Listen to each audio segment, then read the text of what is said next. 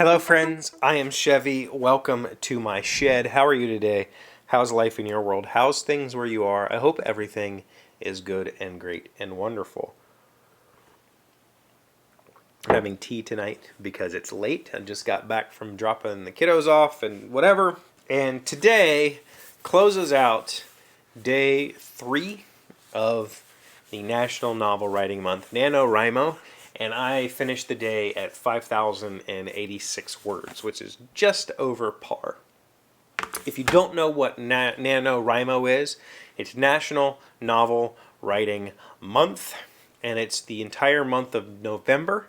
The goal is to write 50,000 words in the month of November. Now, 50,000 words is their loose definition of a novel. I guess if you write that much, it's no longer a novella, it's now a novel. I think in reality, the book that I'm working on will be more like 80 to 90,000 words because it's a fantasy and I have to tell a little bit more story. But the goal this month for me personally is not to have a finished first draft. The goal is to spend time every day writing and trying to reach the target of 1,667 words per day. That is the pace that you need to maintain if you want to hit 50,000 words in the month of November. I'm just slightly above that. 1,667 times 3 is 5,001. So I am 85 words in the positive. So slightly above average, but not enough to be significant. And to tell you the truth, today I could have kept going. I could have just kept bang, bang, bang, bang, bang, bang, bang. And I chose not to. And it might sound counterintuitive, but I'm treating my time at the keyboard, my time with my Chromebook, my time writing as a chore, as a task, as a side job. I'm treating it like that. And in order to approach it like a job, I have to do that job regardless of whether I'm inspired or I feel good about what I'm doing. I have to do the job, right? And so if I only do the job when I feel like it, when I feel the inspiration and I feel the creative juices flowing, I'll never learn how to be a writer. Like, I'll never learn how to do the job, because ultimately, like any creative endeavor, you have to power through a lot of tough struggles, a lot of hard lessons. That's what I meant to say, tough struggles. I mean, come on. You have to power through the hard stuff to find the nugget, to find the seam that keeps you going through the project. And I think that writing is no different. I think that sitting down at this laptop and typing away for an hour a day, or maybe 2 hours a day, or 3 hours a day, or however long it takes to write 1,667 words is a chore. It's a task. And today I could have probably written 3,000 to 4,000 words.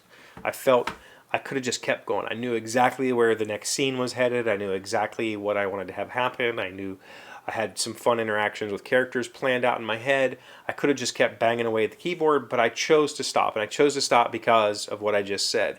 I want to learn how to write when I'm having a difficult time with motivation. And sprinting ahead because I'm in the zone is not going to help me develop the habit of writing every day, which is what I'm attempting to do here.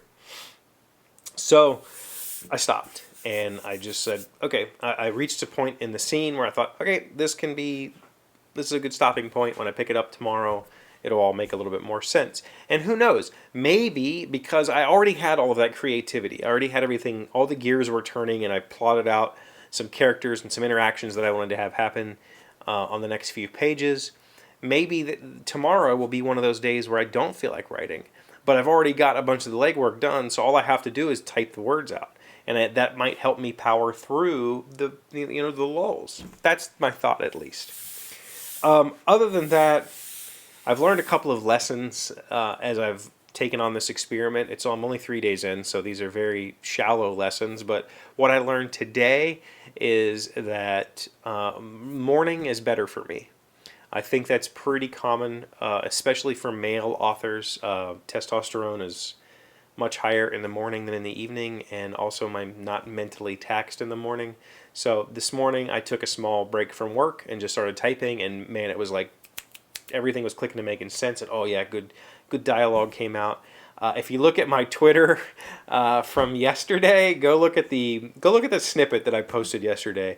It was a tough day of writing, and the lesson that I learned yesterday was just how difficult dialogue is. I had a large chunk of dialogue to get through.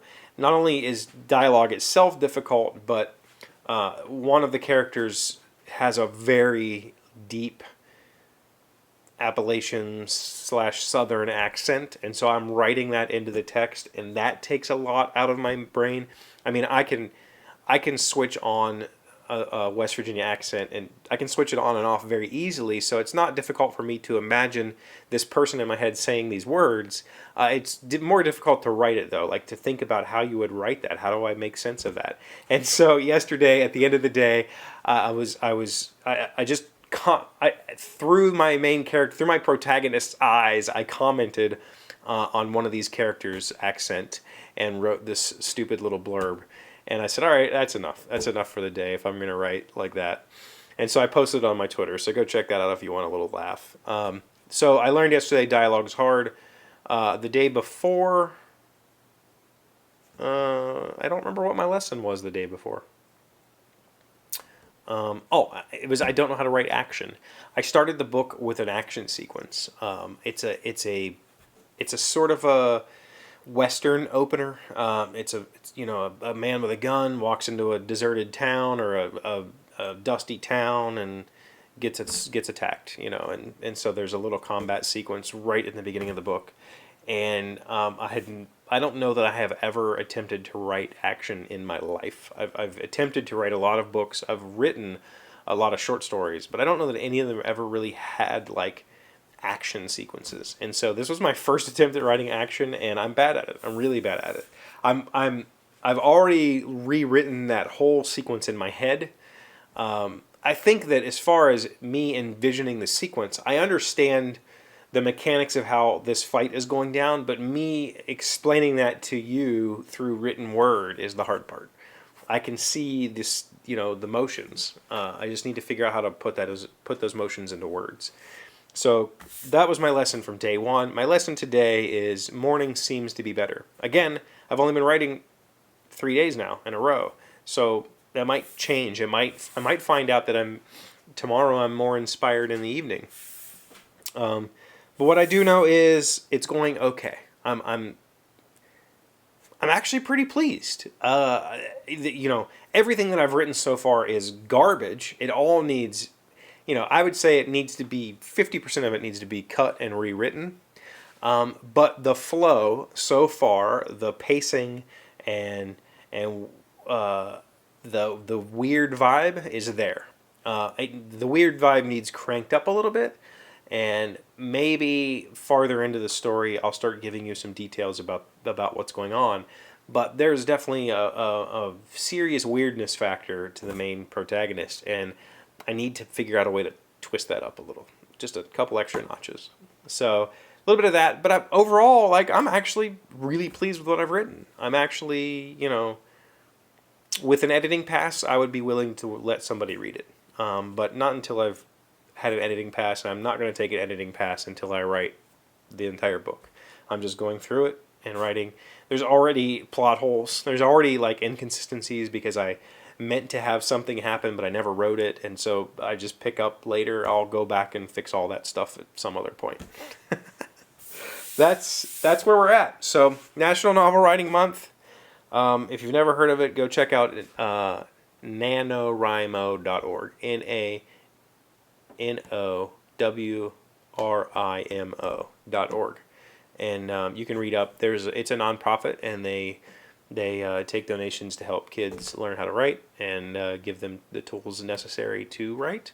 And I think it's a good cause, and it's a fun challenge. So Thank you for being here, as always. Thank you for liking, commenting, subscribing, being amazing friends and wonderful people.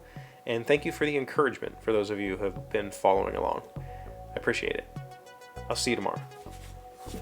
Today's word you should know to sound smart is defunct. It is an adjective meaning an institution, object, etc. that has ceased to exist. Practical men who believe themselves to be quite exempt from any intellectual influence are usually the slaves of some defunct economist. John Maynard Keynes, a British economist. Defunct. D-E-F-U-N-C-T. Always love that word. Defunct. Get funky. That's funky, man. That's funky. It is funky. That's defunky.